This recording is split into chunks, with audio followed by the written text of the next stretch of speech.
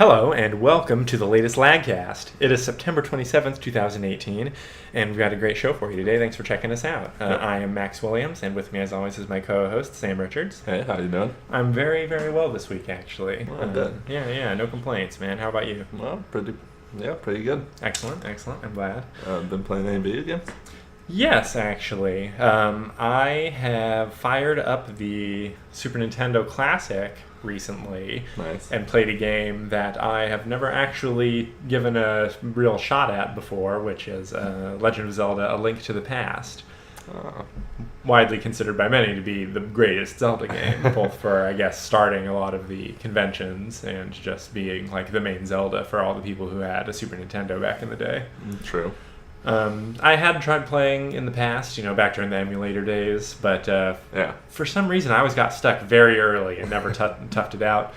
And this time I found a lot of the puzzles coming pretty naturally to me early, so I've been having a pretty good time. It's a lot of fun. I will say, though, that after about half an hour of playing on that old school Super Nintendo controller, my hand does start to get a little cramped. It's amazing the difference that modern ergonomic controllers have. That is true. But I remember that game. I remember enjoying it a lot. And at one point, I know I got at least pretty far. I don't know if I beat it, because it was a long time ago, but I definitely remember at least beating 3 temples and the world changing. Right. Yeah, I think I'm right at that point, because I've finished 3 dungeons and gotten 3 amulets, and then went to the forest and got the Master Sword. Right, I definitely got the Master Sword in the past. Yeah, and it's interesting. It's weird how Link has pink hair. I don't think he does. I honestly think that the brim of his hat is just pink. Really? Yeah. Interesting. I have to pay attention for any little detail that suggests that, because it really looks like a puff of pink hair coming from the front and sides. That's true, but does he ever have his... Well, I guess it is your dad at the beginning, right, with the blue hair? Yeah. Yeah, so I guess it's not that much of a stretch that Link would have pink hair. Yeah. I think I've seen art where Link was depicted with pink hair. I don't know how official that art was, but yeah, I mean, it breaks up the color for sure. Like, it makes him stand out on the screen. Yeah, it does.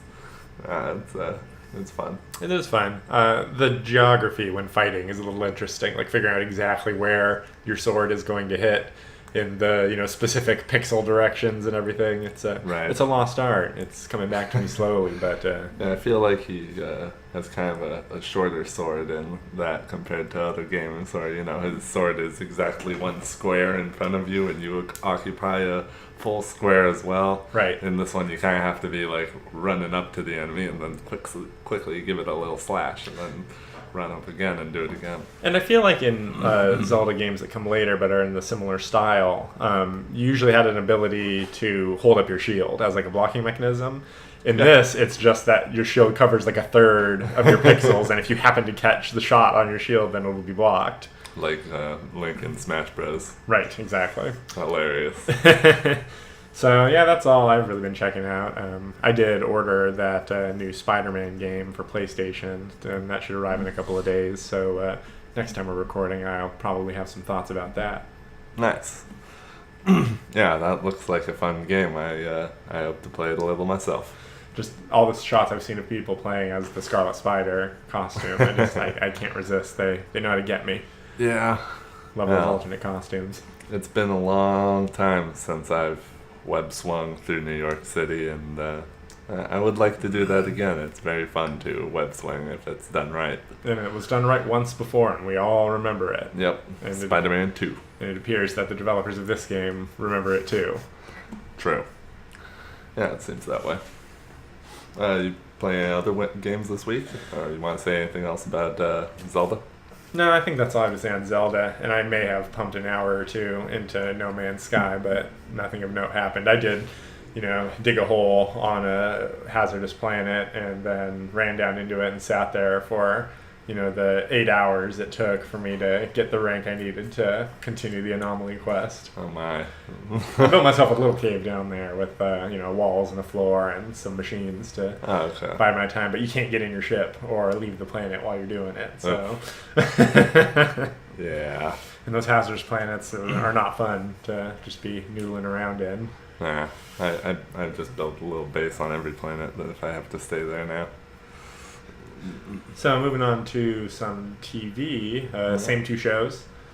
I have 3 shows. 3 shows. Okay. 3 shows. I know. You want to lead with that, or should we break up the other 2? Either way. All right. Let's talk real quick about Venture Brothers then. Okay, Venture Brothers. So this was a council of 13 minus several. Right. Yeah, but they ended up being more like 7 or 8, right? Yeah, I think so. So they all had to, in order to finalize their status as the council, they all have to give up arching forever. So everybody gets a fancy envelope with their main nemesis, or like some classic nemesis that they used to fight, like somebody to be their final arch. Their final arch. So they can get it out of their system and move on. And so we follow the various characters. And let's see, who was real funny? Red Death was pretty damn funny. Red Death was very funny, as he usually is. But was he going after his final arch? No. It like he was just going off and dealing with the Peril partnership. Yeah, it was the guy, Blind Rage. Blind Rage. Their Daredevil guy who has heightened senses but is blind, supposedly, and insulted Dr. Mrs. the Monarch at the beginning of the show. And so, he just tossed out his recommendation and ended up going super old school villain on that guy. Yeah, he likes melts the guy. Real funny. I also like Dr. Z's a lot, where his arch was, of course, Johnny, who's staying in like a rehab clinic. Now, is Benton Quest supposed to be Ben, the guy who lives with the prototype helper and knows all about the cloning of the Venture Brothers? That would be weird. Because I couldn't figure from the way they drew him in this episode if they were trying to push that connection or not. Huh, that's interesting, yeah, because he was looking a little bit more like that. When they created these characters in the Venture Brothers, Cartoon Network didn't yet have the full rights to Johnny Quest, but since then, Cartoon Network did acquire, and that's when you started getting the more blatant references to. Wow, I didn't know that. At first, remember, they were really dancing around it. Right, but you still did get, like, Race Bannon. You definitely got those characters. You got, like, the parody version, but they wouldn't call him Race Bannon, you know. But did they actually call him Johnny Quest in this episode, or did they just insinuate again? I think they just insinuated again. I think it's always just been Johnny. Yeah. And his whole thing was pretty fun. Maybe it said Johnny Quest on the paper that Z got. It may have, yeah. Yeah, because we definitely saw his paper. Right. Yeah, I feel like there was a direct reference, and I thought at the time, like, okay, this is more blatant than they were in the earlier episodes. Well, that's a cool little fun fact. So his was fun, and Phantom Limb and Colonel Hunter had a literal dick measuring contest. Right. That we really don't know who won, because we only heard Phantom Limb talking about it later and claiming victory, but what else was he going to say? Yeah, no, it's true. I was waiting for the gag about him, like, having an invisible dick, though. Like, I was like, I know it's on the part of him that's visible, but, like, would they go for this? That's true. It is an extremity. All of his other limbs are. Yeah, but I don't think we ever knew that Hunter and Phantom Limb were nemesis. Not like that they consider themselves direct nemesis, anyway. But, it kind of makes sense, since, like, when they went to the summit, Hunter was the de facto leader of OSI, and Phantom Limb was kind of like the main. I mean, Dr. Mrs. the Monarch is, but like Phantom Limb is the guy who's always like, I've been in charge of all this, and I'm letting you do your shit. But this is true. So a pretty solid one-off classic Venture Bros episode. Yeah, I liked it. I do wonder if this is just another sleeping wide whale under the rug. You know, we're done with him because this got him off of the council. We can't be done with him. This just has to be that he couldn't join the council because he's going to have to be arching when we kick back into the Serena plot lines with the 2 Venture Brothers who've now not shown up for like 2 episodes. Or 3. Well, I mean, I guess no, they were in this episode because of the Dr. Venture plotline where he was dating the Black Widow. Oh, yeah. Yeah. And they were a little bit. And him be on all the anti-Venom stuff was pretty funny. Yeah, that was good. It was a fun episode. Yeah, I liked it a lot. Hoping for more good ones. So that's a recommend. So what did you watch this week? I watched all of season 1 of Netflix's Lost in Space. Really? Yeah. Interesting. Yeah. I really liked it. Really? Yeah. As far as sci-fi goes, like space sci-fi with a very high budget to make everything look really polished and pristine. Looks fantastic, huh? It looks fantastic, and Netflix, they wheeled out their usual good casting. Yeah, so I know Parker Posey is Dr. Smith, right? They did a little gender swap on Dr. Smith. Yes. The villain, who's along for the ride. Yes, they did. Yeah. And she's good. She's a very distasteful person and plays that role well. Yeah, she's a really good villain in everything, where she has sort of a villainous take. Yeah. Who else? Anybody I'd recognize? Nobody I recognize. Okay. All right. But they all do a good job, and it's fun. The robot looks fantastic, and they do a fantastic job of humanizing the robot. Yeah, like visually and character-wise? Visually and character-wise. It's like a cross between, like, learning sentient and, like, puppy. Huh, yeah. I mean, I know what it looks like, because the robot was, like, the main part of all the marketing. Yeah, it's in a lot. Yeah, well, that's good. I mean, that's cool that Netflix... integral to the plot. Yeah, I mean, it should be. It's the big main sci-fi thing. Yeah. So, I mean, what is Data if not, like... I mean, I don't think we have Data if we don't have the robot from Lost in Space. Yeah, probably not. You know? But my memories of I never watched the original show, but I saw that movie back in the 90s. I low-key like that movie. I have not seen it in many years. I remember liking it, except it's so spidery. Gary Oldman is Dr. Smith in that, and William Hurt is the dad, and then what's his name from Friends is the pilot. Oh really? Oh my god. Yeah, no, it's fantastic. That movie is awful, but I think it's totally watchable.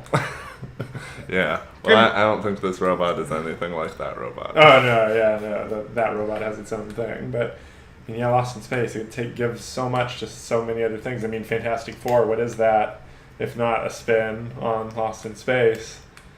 Fantastic Four? Yeah, they go into space and something happens to them, but they got to stick together as a family. And they got a robot companion, and now they're exploring. I mean, they're not lost. I mean, they have been lost for the last few years in Marvel, but right. Yeah, in fact, I guess if it's come to wholesome sci-fi family. Yeah, in fact, the recent thing with them, where they're like out amongst the multiverse, they're like it's very Lost in Space. That's true. The It family is dynamic.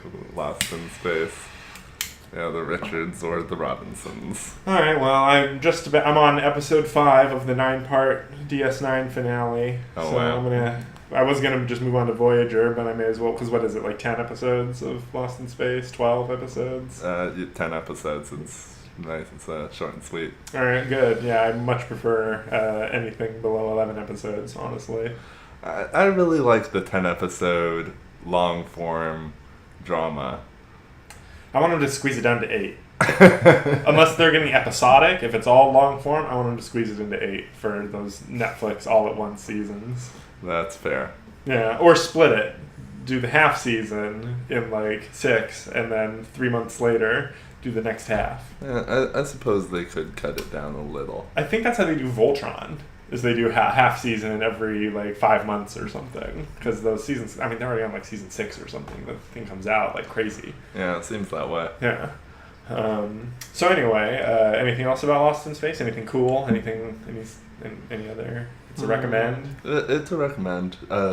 There's definitely a few times in the show where they do some really good Noel G stuff, which is always fun.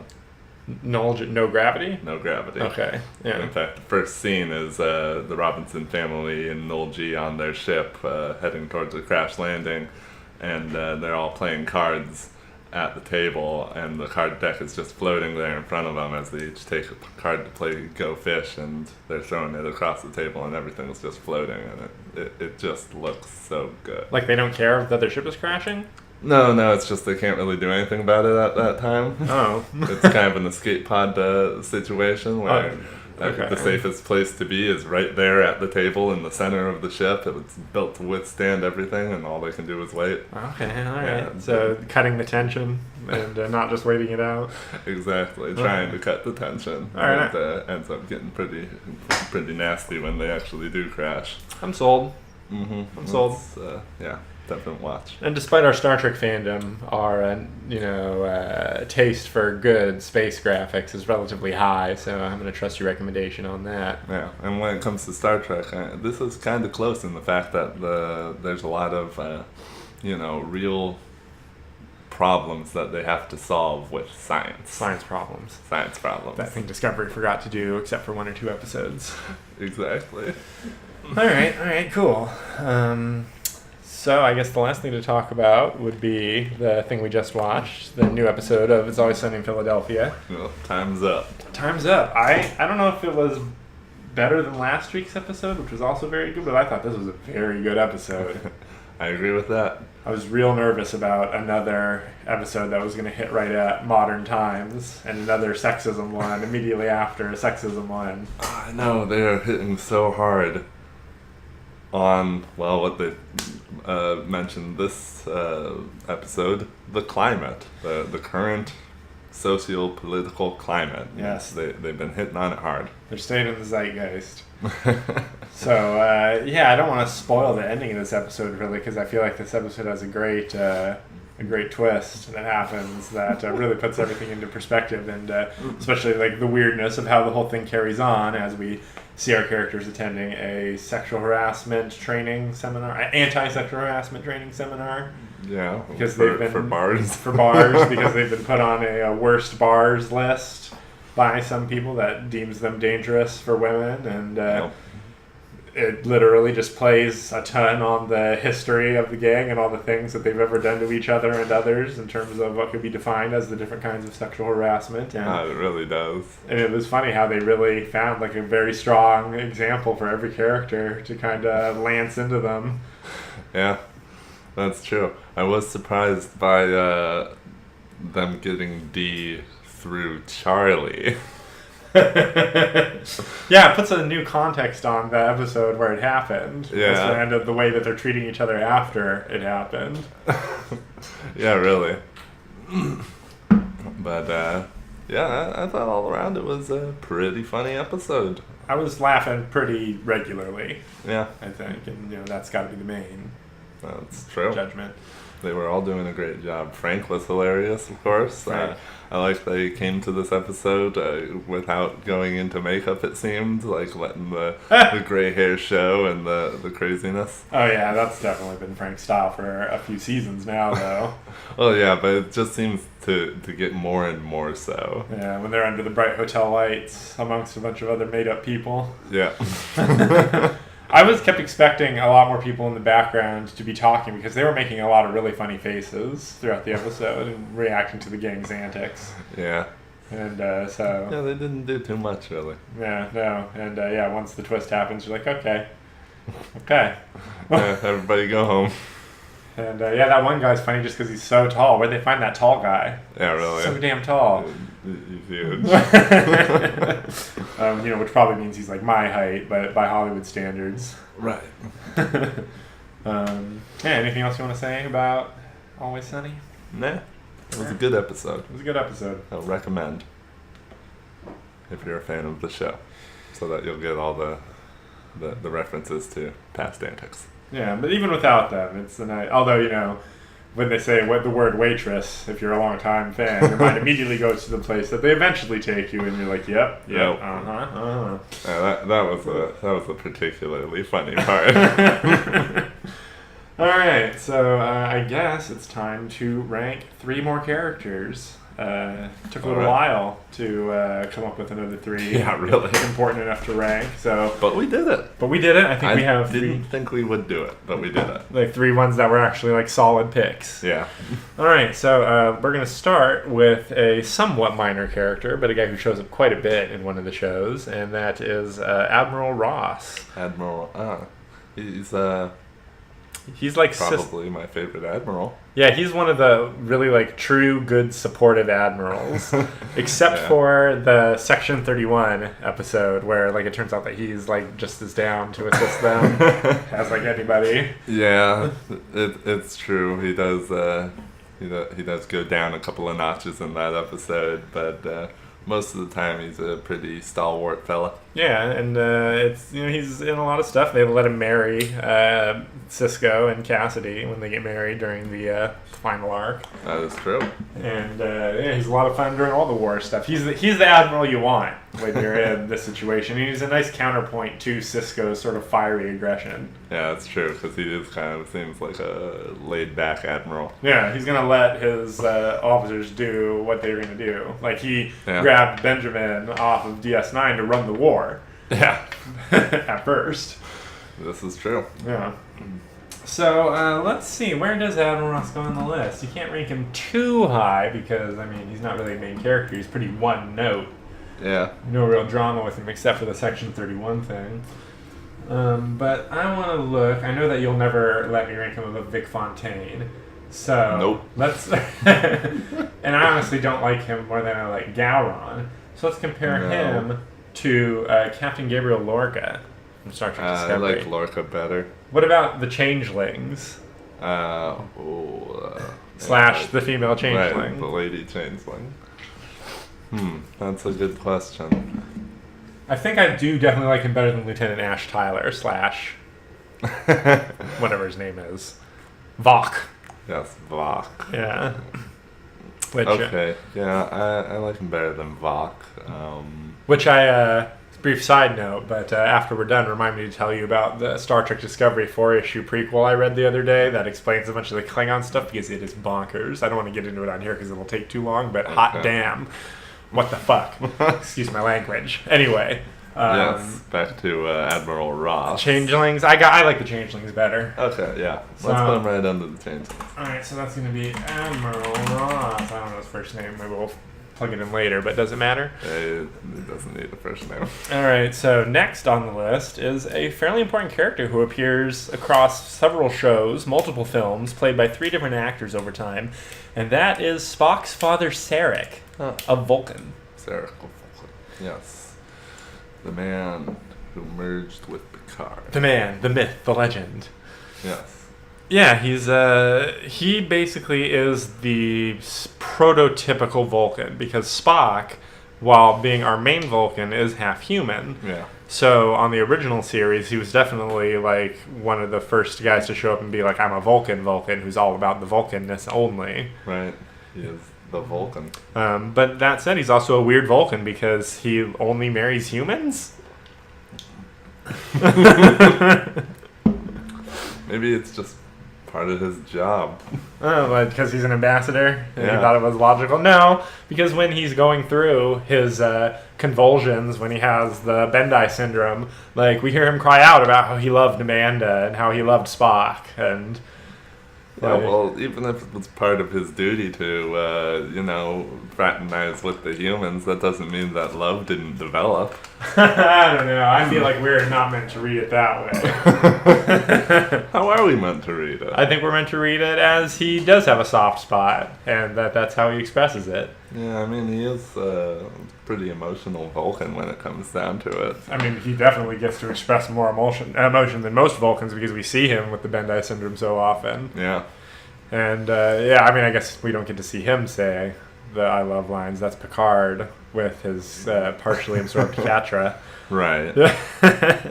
But yeah, besides his appearances on Next Gen, which we're most familiar with, he's also in the original series, obviously. Yeah. Showing up and being just like a jerk Vulcan who hasn't talked to Spock in a long time. Yeah. I don't know that he does much in the reboot film trilogy. I know he shows up in like Spock flashbacks, but other than that, he's not really like Elder Spock is kind of right. He's like kind of playing the role of Sarek. Right. And then he's also a semi-big part of Discovery because our main character, Lieutenant Michael Burnham, is his adopted daughter and therefore Spock's adopted sister, who has never been mentioned in any other thing. Because why would they mention her? Right. Well, and Spock's she's older a traitor. Yeah. So, yeah, I kind of like him on Disco. He's a fairly interesting character, and it's fun when they come back from the mirror universe, and the regular universe has been at war with the Klingons for a little while, and he's using, like, strategic mind melds to quickly ascertain the identity of the crew very aggressively. Very aggressively. So, yeah, he's a good, fun character. Yeah, he's cool. Once again, I doubt you're going to let me rank him below or above Vic Fontaine for some reason. I'd like you to rank him above Vic Fontaine. I think I like him more than Vic Fontaine. All right, fair enough. Then let's scoot up a little bit because I think he's actually a better character than Harry Kim. Yeah, I agree with that. What about Tom Paris? Tom Paris. Yeah, I'd say he's better than Tom Paris. What about Commander Shran, played by Jeffrey Wright? Oh, Shran. I like Shran a lot. I like Shran a lot. So he's going to have to go below Shran. So that's going to be Sarika Vulcan at number 38. Not bad at all. He got pretty high. Still a very good showing. He's on the first page still of our 2-page document. All right. Barely by one, but he's still there. All right, the last is a very interesting character, an archetype you don't see very often in Trek. One they actually kind of tried to do an angle on in Discovery, I guess. And that would be somebody who betrays his Starfleet oath, and that is DS9 recurring character. Is it Commander? Is it Lieutenant? It's Commander Michael Eddington. Commander Michael Eddington. Oh, you mean like Burnham? Like Burnham. Oh, okay, yeah, that's interesting. Yeah, they both thought they were justified in mutiny. Yeah. And your mileage may vary as far as each of their, actual culpability or innocence in that matter. Yeah. But Eddington's an interesting character, but mostly as an antagonist, even when they didn't decide to make him bad yet. Because first he was just like Odo's rival. Basically, he was there to piss Odo off about not being in charge of every single security detail. Right. Yeah. And then there's the time he sabotages the Defiant for the Admiral. That happens very early in his appearances, doesn't it? Yeah, it does. And that you never trust that guy after that, because how could you? Like anybody who's gonna go with the Admiral's orders instead of going with the commander when they say we're about to defy orders. Yeah, I mean, what Data says it in First Contact. He says, I believe I speak for everyone, sir, when I say to hell. To hell with our orders. Yeah. It's like, damn straight, Dave. Even the robot gets it, but damn Michael Eddington. Michael Eddington, yeah. I mean, he went through all that work to put on that uniform, to rise up through the ranks, to betray them.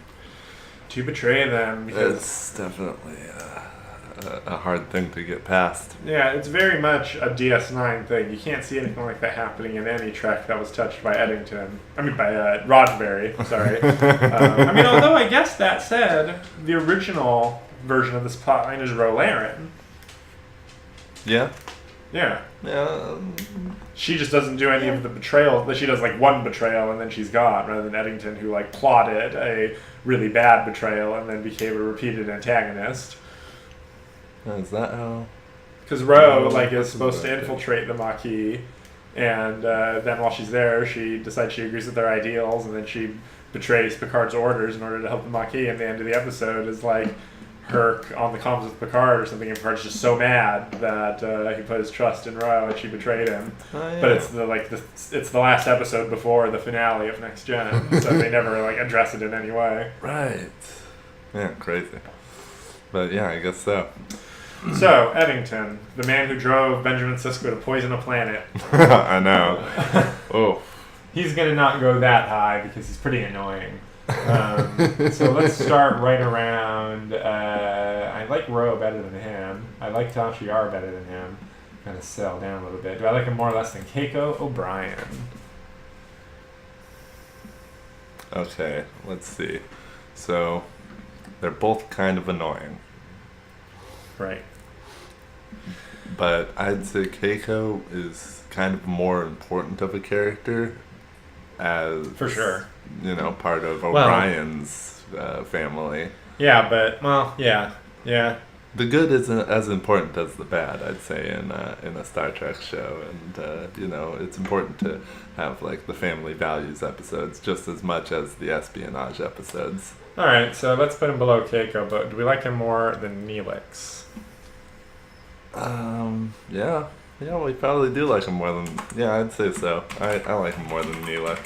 Commander Michael Evington comes in at number 71 out of 81. 71. So, are we done with Star Trek? Yeah, I feel like we might be. I guess we'll do, like in the coming weeks, I guess we'll see if we can put together a list of, 15 to 20 characters that we decide might deserve to go on the list and do a special just devoted to that. But until then, I guess we need to decide what we're going to do starting next week. Should we just move on? Let's just call it? Yeah, let's just move on. All right. We will decide if any of our listeners have an opinion. Drop a line in the comments for this recording, and I'll check that in the next couple of days after we upload this. And, we'll see. Shall we take a little break then? Yeah, let's take a break. Cool. And welcome back. Quite a load of comics this week. We edited out some of the snoozers, so hopefully everything we're actually going to talk about is interesting enough for your time. First, I want to start with issue 24 of Transformers Lost Light by James Roberts and Brendan Cahill. The second to last issue of the extended saga of More Than Meets the Eye by James Roberts, which is, as I've said before, is some of the best long-form science fiction storytelling in comics last decade. It's just fantastic. We're at the end here. The threat is being dealt with. Relationships are coming to fruition. Old things that have been playing out over the years have, are just paying off in the best fashion possible. Heroes are being heroes. Villains are being villainous. And there's drama as in order to stop the evil Cybertron that's been turned into a giant transformer and is being used to assault the main universe. And given the name Primus by its pilots, the only plan that can defeat it is for Rung, who is actually the real Primus, to create 12 new matrices so that they can be opened over 12 different hotspots on the surface of the evil Cybertron and thereby purge its core. Ooh. So not only do you have to have him build 12 matrices, but you need 12 bots who are pure enough of heart to open the matrix.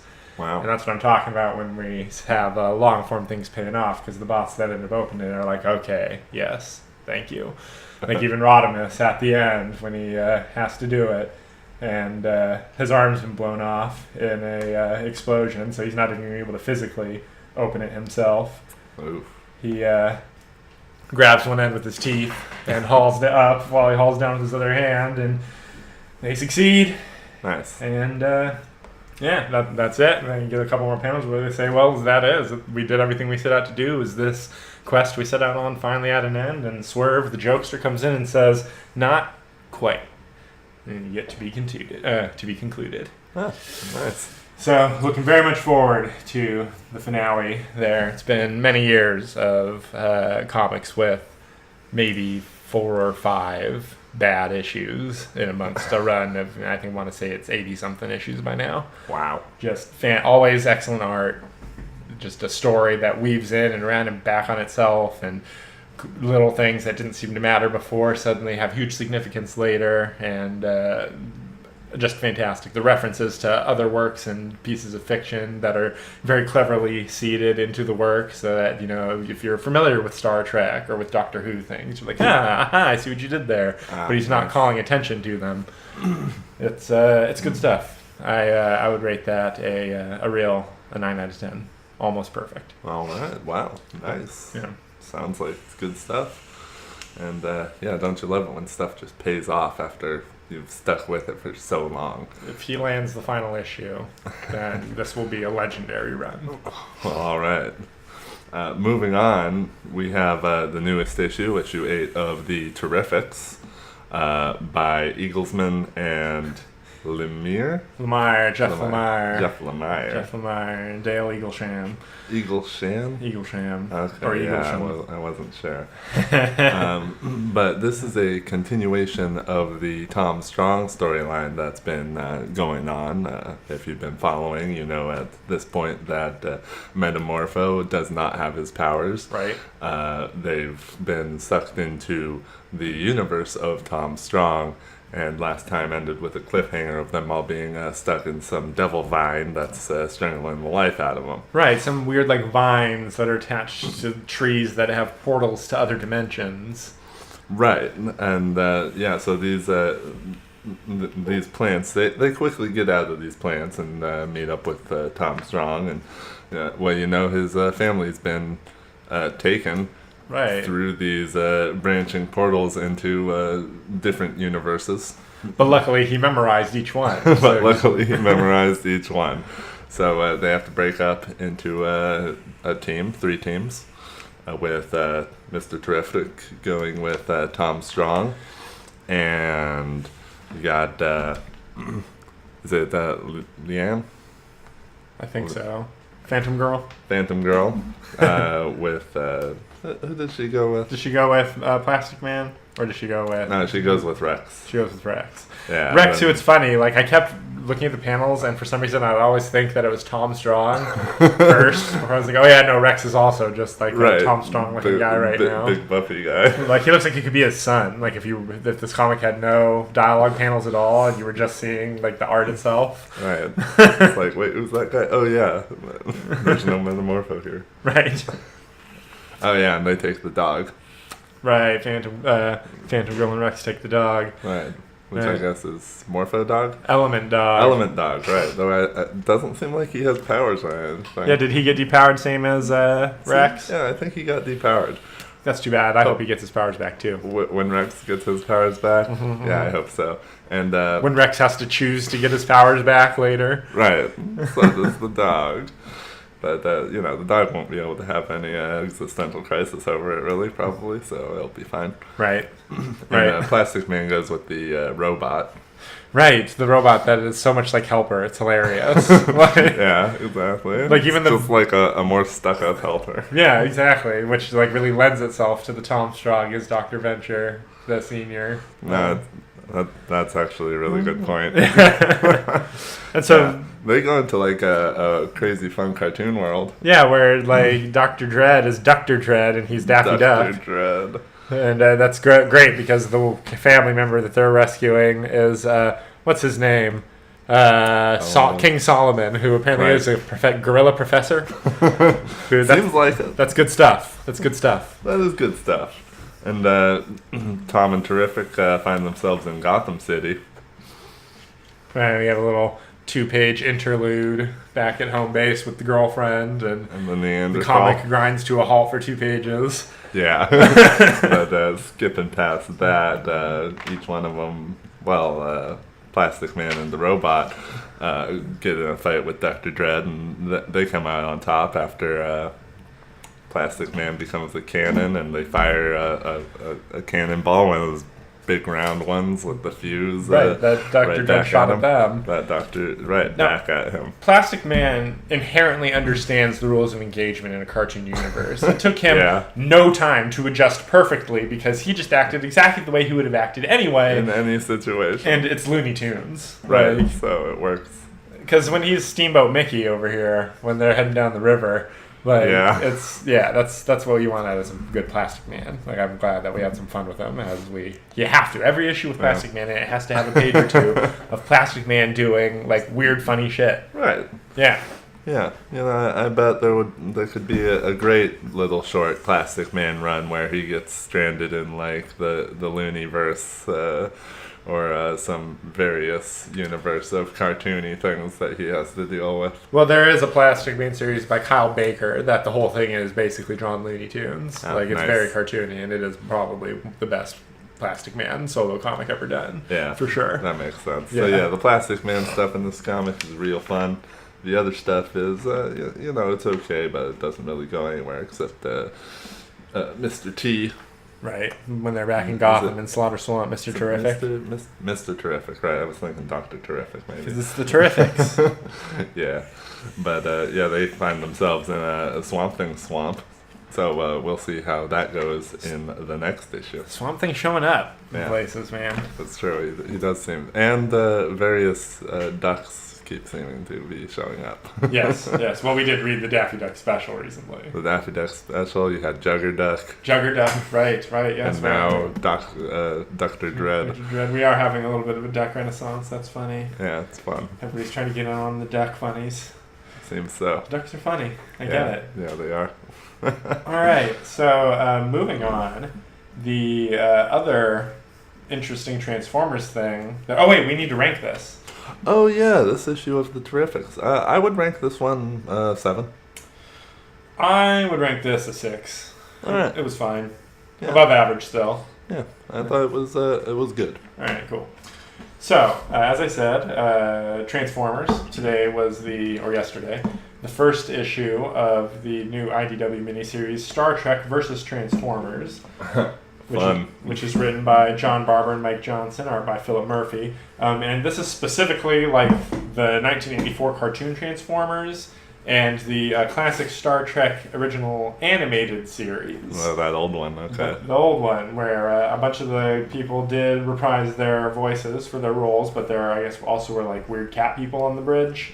And it essentially plays like an episode of an 80s cartoon with the way everybody's talking, big declarative statements, and just saying things that line up with what we expect them to say. And we have a little bit of a Marvel style. They're fighting each other first until the Trek crew realizes that maybe some of the big robots are good guys. So let's maybe help out this truck-looking one because he doesn't seem so bad compared to the Decepticons, where there's a pretty cool scene where Kirk has the Enterprise fire phasers at the planet in order to attack Megatron and Soundwave, and that's cool. Yeah, yeah, I guess. But overall, not too compelling as far as comics goes. It's we're gonna get some Klingon stuff. The Klingons are gonna team up with the Decepticons, and of course it's the classic Klingons, who nice. are just vaguely Asian guys. Yeah. So pretty whatever. I would actually give this a 3. Oh, okay. Yeah, not a recommend. Gotcha. Has to get a lot more fun first. All right, let's go. Okay, so we got a new issue of Venom First House, issue 4. Right, this was the issue we didn't get last week. Right, by Mike Costa and Bagley? Mark Yeah. Bagley? Yeah, that's it.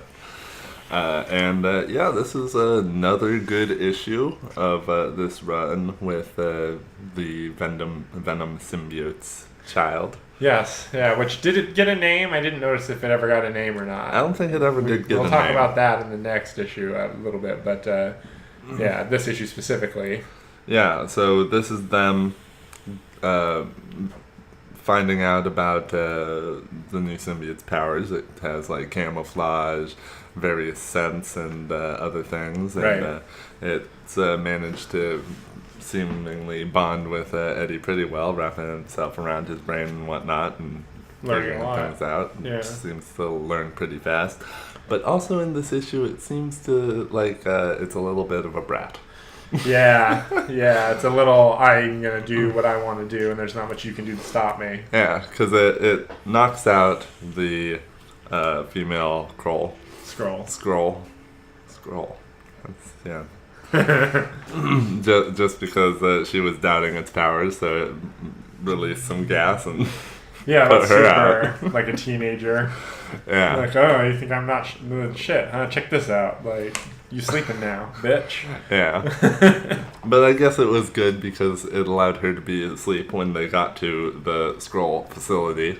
Right. And found that, what's his face? Telkar, the Kree, had already released the deadly virus and killed all the Skrull on the ship.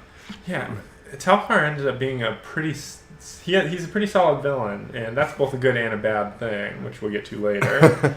I know, because he ended up being such a bastard. He's real evil. He's like one of those the war will never end for me soldiers. Exactly. That is exactly what he is. And so him and not Venom, but the symbiote doesn't have a name, so him and Eddie and the symbiote have a nice little brawl for a little while. It seems like Telkar's gonna win. Oh, we should name this symbiote.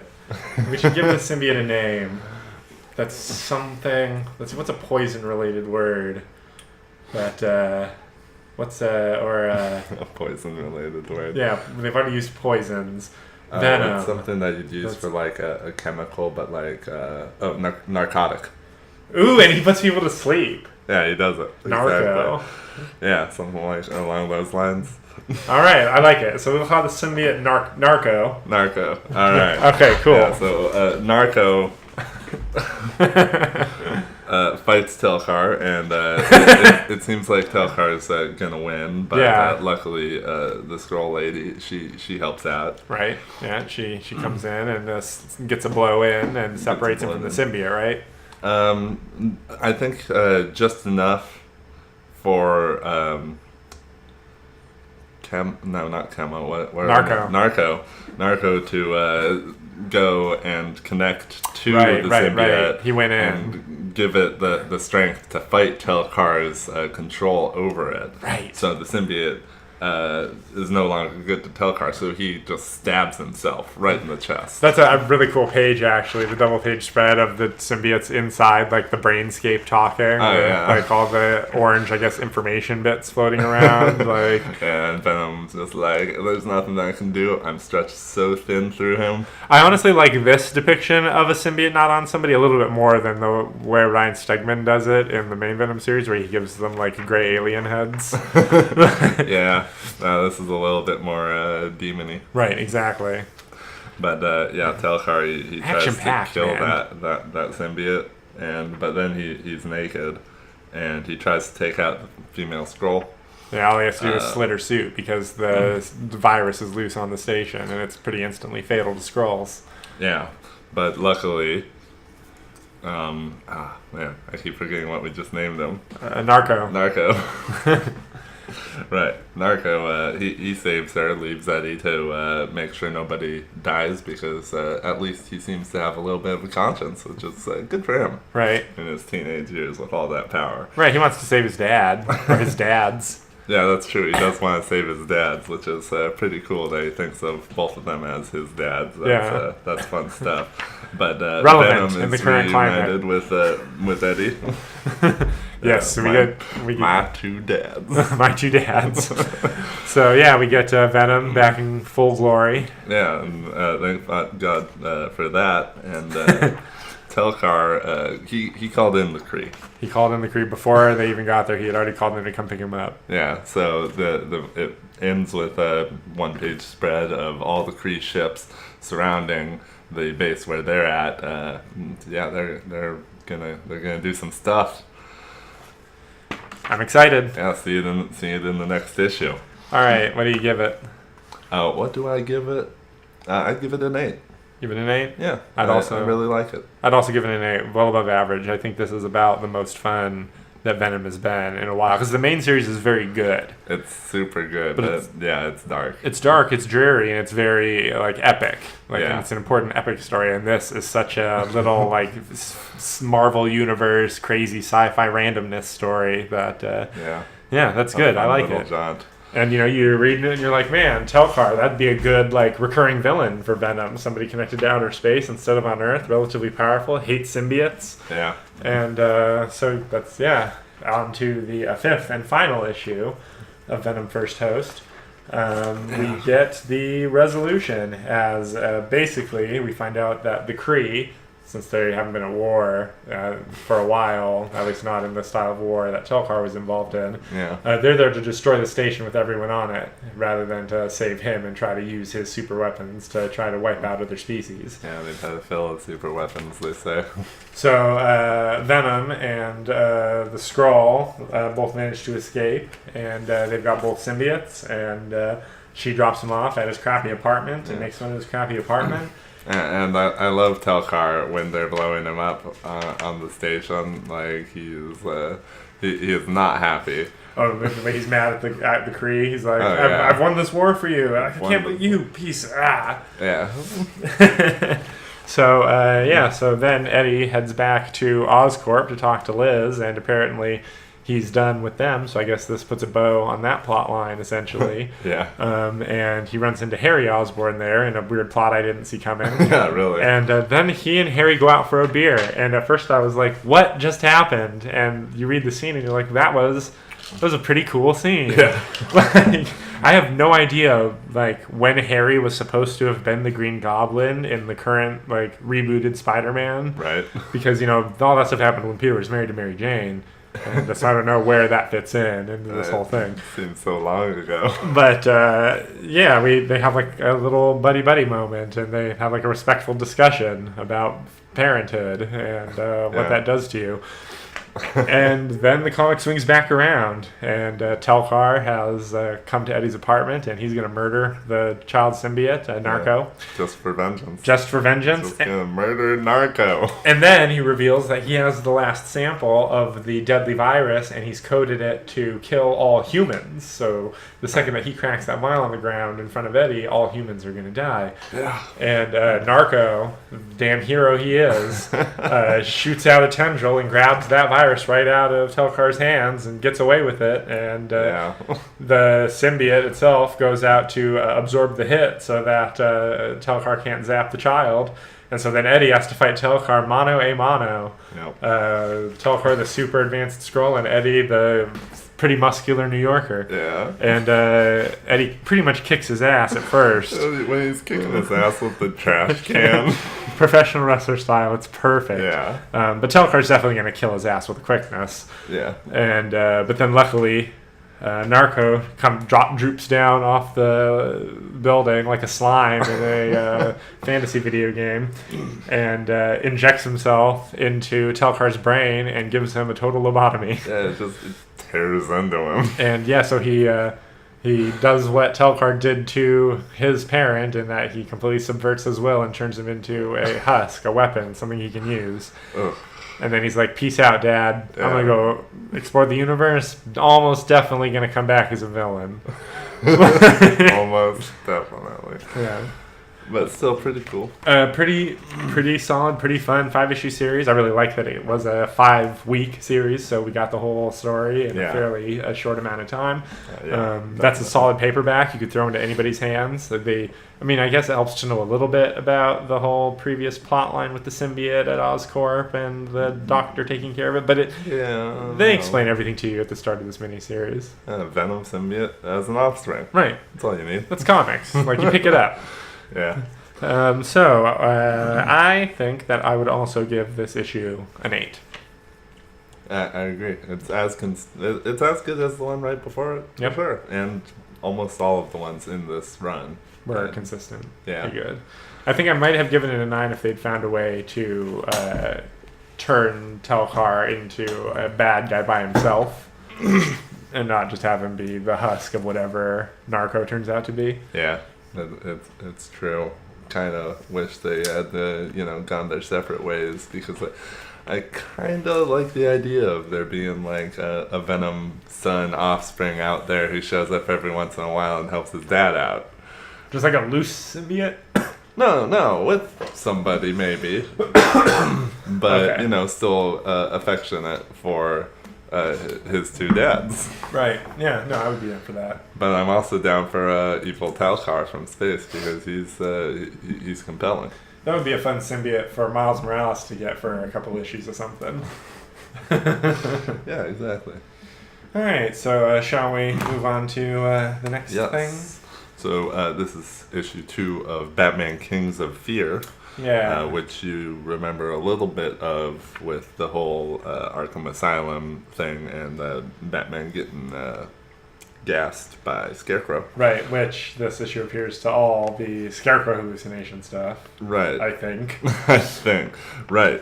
So it's him being beaten up by villains at first, and they got him, and he can't do anything about it. But luckily, it turns out that was just him hallucinating, and he's with Commissioner Gordon. Right, trying to beat up Commissioner Gordon, apparently. Right. He almost breaks Commissioner Gordon's hand. Who knows where Commissioner Gordon was while Batman was beating up all those other villains in the previous panels while hallucinating. Yeah. He's just hitting trees until Gordon walked up to him. Yeah, or Gordon lost a couple of good men. Like, god damn that gas. I'm getting in there myself. Yeah, but Ooh, that good Kelly Jones art. That's what this is all about, man. I don't even care about the words on the page, honestly. There are no words on a few pages. Yeah, but good show. Speaking of the Kelly Jones art, I kind of like it all except for Batman's face. The little bit under his mask look kind of pudgy to me. A little Judge Dredd-ish. A little overly scowly. Overly scowly. Wide. With the dimpled chin, so it's just like... Yeah. I'm a meat man. Yeah, it's a fat brick of a chin, for sure. Yeah, it made me laugh. But through this issue, Batman has a couple of other visions interspersed with him tracking down somebody involved in whatever's going on. Right. And stopping some street thugs every couple of panels. Right, he thinks he's hunting for a hostage that the Scarecrow took. That sounds right. Yeah, and goes to talk to the other guard who was there who wasn't taken by Scarecrow. That's the guy who he goes to talk to, I think. Yeah, he does that. All the time. I could barely going through these visions. I could barely focus on the words on the page because the art was so good. I was just the subpar words out of the way. It is mostly art. It's true. So, what do you think of Kings of Fear 2? I'd actually give this one a 6. A 6? Yeah, it was good. The art was good, but the story didn't really go too far. Yeah, this would be a 4 for me if it was just any old comic, but that art pumps it up to a 6 for me too. All right. Okay, so another catch-up duo. The last issue of Moon Knight 198 came out, I think, like a month ago, I guess, and I had it in my stack and just forgot to ever read it. So we'll hit that before we get to Moon Knight 199. This is a subpar arc of Max Bemis's and Jason Burrows' Moon Knight. Mm-hmm. I guess this is supposed to be his dad or his grandfather. Is his dad? I didn't get any of that. This guy's supposed to be claiming to be... I thought this guy was claiming to be his father in some way. If that was the case, it must have been a previous issue, and I forgot it. I thought this was like a sadist cult leader. He is also that, yeah. Okay. But how much of that is mind games based on what's happening? Because, Moon Knight is like actually going along with like a questionable number of these initiation rituals. Like why is he doing that? Murdering a dolphin, torturing a guy. He's in there for like 6-7 days. Like, what is he okay with just being in there and not solving crime on the outside and then murdering this dolphin? Right. Yeah. I guess he just waits for the tank to drain enough that he's going to be able to beat this rabies-infested dolphin to death, and then he's eating it. But that dolphin's infested with rabies, Mark. Yeah. Maybe that explains the way he's acting for the next few sections of the comic. I mean, this guy he tortures is, I guess, like a animal torturer, so we're supposed to feel okay with Mark torturing that guy, but not killing him. And then I guess they try to get him to kill a little girl to complete his initiation, and he's almost going to do it. Right. He wants Jake Lockley to do it, but... Jake Lockley doesn't want to always be the guy who has to do all the really dirty stuff, and so Mark ends up just cradling himself in the fetal position on the floor, going, I don't wanna. Forcing Jake to take over for a minute until he then isn't able to do it himself. Yeah. And then the whole room breaks down and it's outside and they're surrounded by cultists and the issue ends. Yeah. 3 out of 10. Yeah, I'd give it a 4, but not much higher than you. The art looks good. I really like Jason Burrows' art. It's not his fault.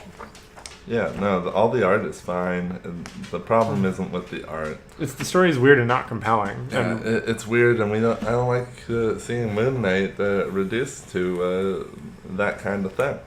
Right, this isn't heroism. Like all the other stuff we've seen, like the arc with the Sun King and the Truth, and the socialist convent that merges themselves into an it-style creature or a thing-style creature. I'm sorry. Like all that had him very much like fighting against. Like he was always struggling. He was always pushing his way through. And this, like, I guess that's what he ends up doing in this. But he comes at it so meanderingly and goes along with this weird, like, sadistic cult behavior for so long that you're like, what am I? Yeah, it has to stop it before then. What am I rooting for? I'm rooting for him to not let his daughter be killed by these people. Right. It does seem like they are threatening to kill his daughter, but I mean, going through that much, it seems unlikely. I mean, we haven't seen his daughter in all these issues, so where she really is in all of this hallucinogenic nightmare is totally questionable. Yeah. And I'd say the next issue, it's a lot more of the same. With him going along with this guy who might be his dad or just some crazy guy. And who's heavily drugged him now. Heavily drugged him, and there's the other sadist cult members going along with him, and what does happen in this one? Like, he keeps seeing demons. Right, he's hallucinating demons, and he's attacking them, and sometimes actually attacking people who are in this, like, idyllic village setting, but that's actually populated by cult members, I think is what we're told. Yeah, that seems right. Like, there's this Cthulhu-esque guy. Like, at the beginning, they straight up just tell us, like, don't worry about where that little girl is. Don't worry about why this doesn't match up with what you saw at the end of last issue. Just go with it. Right. That's the guy telling that to Moon Knight. Yeah. And then he's, going to have him murder this guy? At the end, and then he decides to put a knife in Ernst's dick, or one of his moon discs. Yeah, one of his moon discs. And then Ernst gets like attacked by all of the spiritual versions of all of his various different personalities, including Khonshu. Right, like he's finally decided he's had enough, and he leaves the spirits to deal with this guy while he walks away. And then he goes outside and, into the chaos. Into the chaos of the street, and like, here's Sun King right here. Except wait, that's not actually Sun King. I thought it was Sun King when I first saw this though. Right. With the cross, he looks a lot like Sun King. Yeah. Because wait, what's on the next page? Oh look, it's Sun King, and he looks totally different.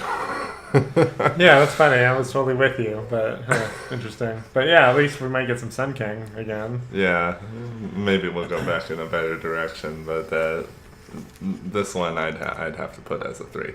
Yeah, I'd do 3. Good show. We'll see. Next issue's 200. Maybe they'll roll out the big guns. It'll probably be a double-sized issue of some kind. Hopefully have some probably will. Things resolved. All right, so a couple more. The first one is going to be issue 7 of Doomsday Clock by Jeff Johns and Gary Frank. And this, I'm happy to say, was the first good issue of Doomsday Clock. A lot of questions that we've had about the DC Universe are finally being answered as we find out the primary change that Dr. Manhattan made to the universe when he came to the DC Universe to alter the course of history, and that was to alter the origin of Green Lantern Alan Scott's origin, and to make it so that he would never be created. In his original origin, he falls off a train, and there's a magic lantern right next to him, and he reaches out and grabs it, and he becomes empowered, and Dr. Manhattan went back in time and pushed the lantern like 2 feet to the left. Oh. So Alan Scott couldn't reach the lantern. He was crushed by the train and never became Green Lantern, and so there was no Justice Society of America. Wow. So, all the main characters appear to meet up in this issue as Saturn Girl and Johnny Thunder, along with Ozymandias and Rorschach, show up where Joker is holding the comedian hostage, along with Mime and Marionette from the Watchmen universe.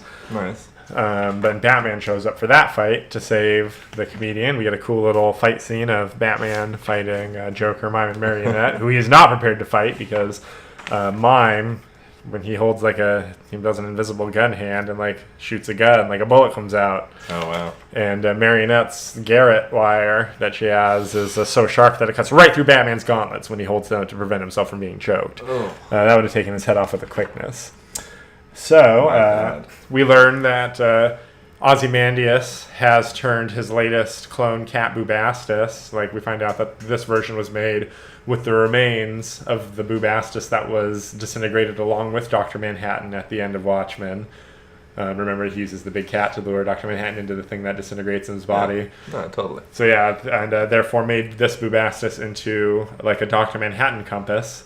Ooh. And it turns out that Dr. Manhattan, I guess, has been hiding in the lantern of Alan Scott because, boom, there he is. He shows up. And then he whisks all the Watchmen-y characters away, and they have a conversation about what is happening. Vaguely. He actually doesn't tell us at all what he's doing, but he does tell us that he sees all points in time. Yeah. And there's a point 6 months in the future where he sees, Superman coming at him angrily, surrounded by devastation, and then if he goes farther in the future than that, there's nothing. No matter how far he goes in the future from that point, there's absolutely not a damn thing. Oh, wow. So either he dies, or he destroys everything. Right. Is his thing. So I don't know if he's trying to prevent that or what. Yeah, good question. But, and we do find out that Ozymandias lied to the new Rorschach about having cancer, just to get him to help him, which totally, and then he reveals to this Rorschach the truth about how the original Rorschach wasn't actually a hero of his father's, but he actually mentally destroyed his father, the psychiatrist who tried to help him in prison, and totally destroyed his outlook on life and caused his marriage to dissolve.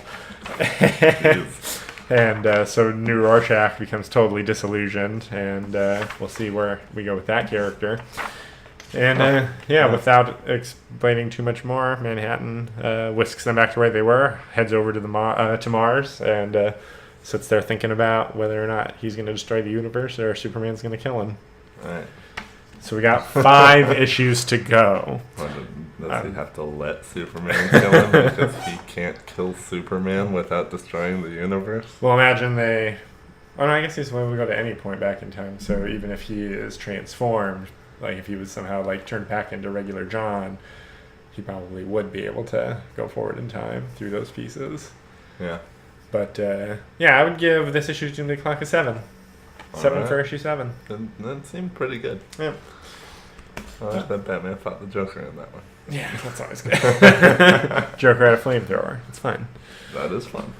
So, last thing we're going to talk about this week is issue 4 of The Sentry by Jeff Lemire and Kim Jacinto. That's going to be my guess, how you say that person's name. All right, cool. Pretty cool looking art on this issue. I don't think this person has been the artist on any other issue, but they've got this sort of loose, angular style that has a lot of energy. I really like it. It's kind of manga-esque, almost. I see what you mean. Lots of very sharp perspectives. Right, yeah, exactly. And so what's happened is that Bob Reynolds, the human half of the Sentry, has been somehow split away from the Sentry and is currently existing in the mental mindscape thing that Stark had designed for Sentry to transform every 24 hours to keep his powers in check. Cool. Meanwhile, the Sentry half is active in the world but without his human side and has decided he's going to solve whatever problem is happening, and so we get a little fight between a heavily armored up Iron Man and him, which Iron Man has no chance of winning. Sentry is ridiculously overpowered. Right. So then Billy, the kid Sentry, shows up, all empowered by the serum, and he's got, as we know, he's the villain. He's been causing all this to happen. Okay. But he's got designs on being the new Sentry. He's going to be a hero. He's going to show up and take the old Sentry down, along with Iron Man. Iron Man doesn't give a shit, and also decides to take him down, and this guy's definitely mentally unstable, so he starts to go into the, why are you attacking me? I'll attack you, then And meanwhile, Bob Reynolds, the human half, is on the run from the mental villain who is trying to hunt him down in the dreamscape, and he runs into an alley where he encounters the Void, the Sentry's dark half, the the whole reason why everybody's so worried about the Sentry is because, for every good thing the Sentry does, the Void does something bad. That's equivalent. Yeesh. And he has a little conversation with him, and he wonders, since he needs some help right now to get out of the situation, what would happen if he were to truly embrace all the aspects of his personality and team up with the Void. So Bob Reynolds takes his hand, and all three versions across the two universes scream as there is a Dragon Ball Z fusion scene happening, and boom. We see on the final page a Sentry showing up, new color scheme, red and black with black hair. Also very Dragon Ball Z looking, if you ask me. And he's saying, I'm finally whole. Finally whole. So are we now going to see some version of the Sentry that doesn't have any mental problems, but maybe is somewhat morally ambiguous? Well, it would be interesting. It could be an interesting way to go with this character. This is a pretty solid comic, a lot of fun. I'd also give this a 7. All right. Well, I didn't read it, so I can't rate it. This is a solid one. I may have you read some Sentry stuff later. This is still not as good as the original Sentry series. The original 4-issue is still quite good and excellently illustrated. But it's weird, but he's a character I like. He doesn't get a lot of love, but I'm a Sentry fan, I gotta say. That's fair. Even an average Sentry comic is going to be readable for me. Not Venom level with that, but What is? Yeah, exactly. Nothing. Not right now. It's a good time to be a Venom fan. It's a good time to be a Venom fan. Yeah, you saw that coming up. You saw that clip of him beating up the SWAT team. Yeah. Yeah, I love the way the symbiote moves, man. It's so big. All right, so that's coming out. That's gonna be the day after our next recording day. Yeah. So I wonder if a symbiote is as strong as the amount of mass that it puts into the size of its muscles. Nah, because Carnage is stronger than Venom and Spider-Man combined. Oh, that's true. Maybe what if there's like an innate strength, but if like Carnage like bulked himself out, he'd be even stronger. That is canonical because in the earlier Venom appearances, there are like bits where Eddie is monologuing about how like the symbiote is a multiplier on his strength. So the more weights he lifts and the bigger he gets, the higher the multiplier goes. Awesome. Yeah. So definitely for Venom, but it's not the symbiote has the same amount of mass no matter what, but it's Eddie's mass that allows the symbiote to bulk out more. Okay, that's awesome. That's not as easy to pull off in the live-action movie with Tom Hardy, who appears to be very average Joe. Yeah. Yeah. But true. You take what you can get. Yeah. I mean, we've only really seen him in like hoodies and stuff. It'd be funny if we find out he actually baned himself up for this. That would be awesome. We know he can get pretty big.